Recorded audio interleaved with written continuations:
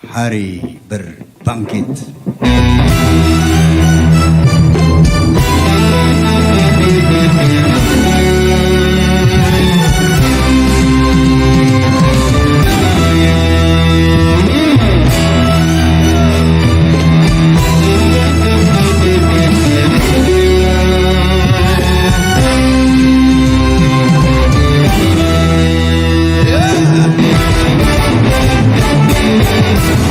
Berbangkit, hari yang pasti kandakan kawan. Di hari itu semua amal diperlihatkan. Hari berbangkit, hari yang teramat mendebarkan. Di hari itu pahala dan dosa diperhitungkan.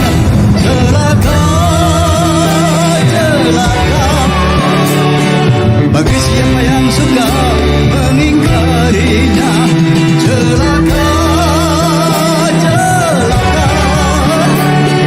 Bagi siapa yang suka berbuat dosa.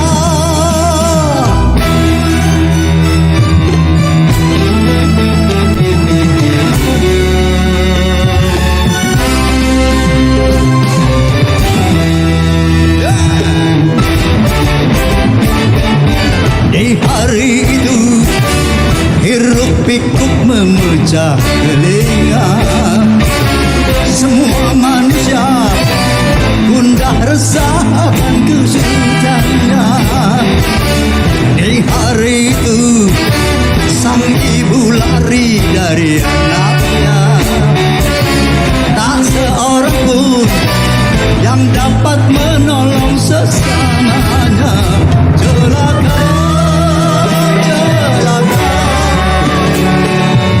siapa yang suka mengingkarinya, celaka, celaka.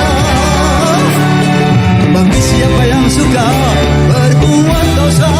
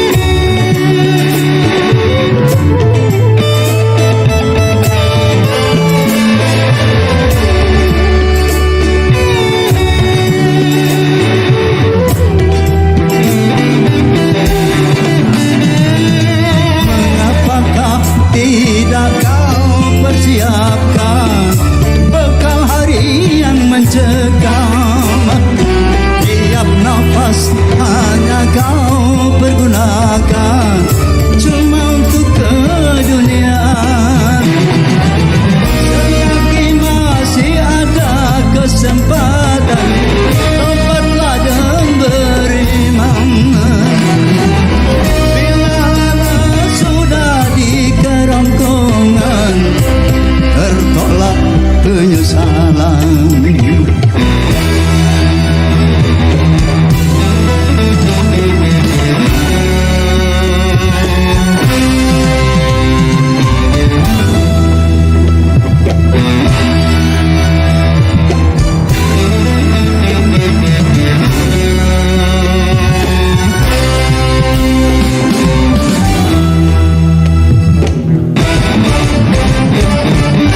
Di hari itu banyak wajah yang tertunduk hina, kecut dan gentar karena diri berlumuran dosa.